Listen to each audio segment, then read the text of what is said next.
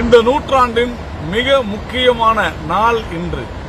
550 ஆண்டு கால கனவு இன்றைக்கு நனவாகப் போகிறது. இந்தியாவின் கலாச்சாரம் இன்று மீண்டும் காக்கப்படுகிறது. அயோத்தியில ராமர் பிறந்த இடத்துல அங்கே ராமருக்கு ஆலயம் அமைக்கும் நாள் இன்று. உலகம் முழுவதும் இருக்கக்கூடிய மக்கள் இந்த நிகழ்வை உன்னிப்பாக கவனித்துக் கொண்டிருக்கிறார்கள்.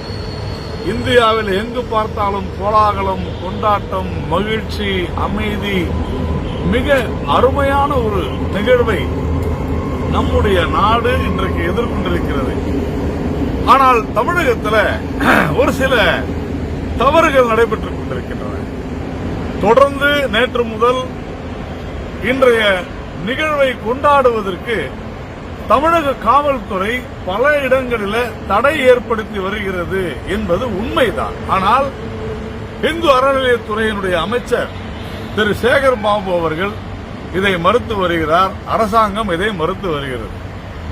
மக்களே, இரண்டு விஷயங்கள். ஒன்று, வெள்ளோடு என்கிற ஒரு கிராமம், கன்னியாகுமரியில் ஒரு கிராமம். என்ன சொல்கிறார்கள் என்றால், இந்த பகுதியில் நீங்கள் பொது வெளியில பஜனை செய்தால், ராமநாமம் சொன்னால், அங்கே அதிக அளவில் கிறிஸ்தவர்கள் வாழ்கிறார்கள்.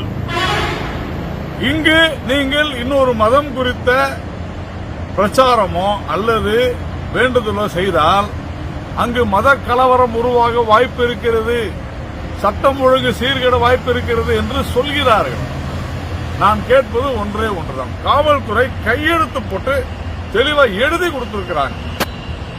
அங்கே கிறிஸ்தவர்களும் இஸ்லாமியர்களும் அதிகமாக வசிக்கிற காரணத்தினால பிரச்சனை ஏற்பட வாய்ப்பு இருக்கிறது அப்படின்னு சொல்லி எழுதி கொடுத்திருக்கிறாங்க. நான் கேட்பது, தமிழ்நாட்டில் அதிக அளவு இந்துக்கள் இருக்கிறார்கள். இந்தியா முழுக்க இருக்கிறாங்க. தமிழ்நாட்டில் அதிக அளவு இந்துக்கள் இருக்கிறார்கள். நான் கேட்கிறேன், அதிக அளவு இந்துக்கள் தமிழ்நாட்டில் இருக்கிறதுனால இனிமேல் கிறிஸ்தவர்களும் இஸ்லாமியர்களும் தங்களுடைய மதம் குறித்தோ எந்த விதமான நிகழ்ச்சியோ ஊர்வலமோ பேரணியோ அல்லது பிரச்சாரமோ செய்யக்கூடாது என்று தமிழக அரசு சொல்லுமா? மதசார்பற்ற நாட்டில் இது சாத்தியமா? அப்படி சொன்னால் அது ஒரு அபத்தமான விஷயமாக இருக்காது. அப்படிப்பட்ட ஒரு அபத்தமான விஷயத்தை தான் இப்பொழுது செய்து கொண்டிருக்கிறார்கள். இன்றைய தினம் ஒரு மிக முக்கியமான நாள் என்பதை நாம் புரிந்து கொள்ள வேண்டும். தமிழக அரசு இந்த விவகாரத்தில் தவறுக்கு மேல் தவறு செய்து கொண்டிருக்கிறது.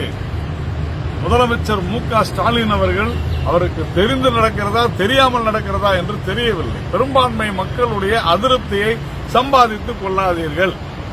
ஓட்டுக்காக சிறுபான்மை மக்களை தாஜா செய்ய வேண்டும் என்பதற்காக இது போன்ற மக்கள் விரோத இந்து விரோத நடவடிக்கையில் இறங்குவது கண்டிக்கத்தக்கது. இதையெல்லாம் மீறி இன்றைக்கு அங்கே ராமருக்கு ஆலயம் அமைக்கப்படுகிறது. பாரதிய ஜனதா கட்சி கடந்த 1980 தோற்றுவிக்கப்பட்டதிலிருந்து சொல்லிக் கொண்டு வருகிறது, நாங்கள் ஆட்சிக்கு வந்தால் ராமர் ஆலயம் அமைப்போம் என்று.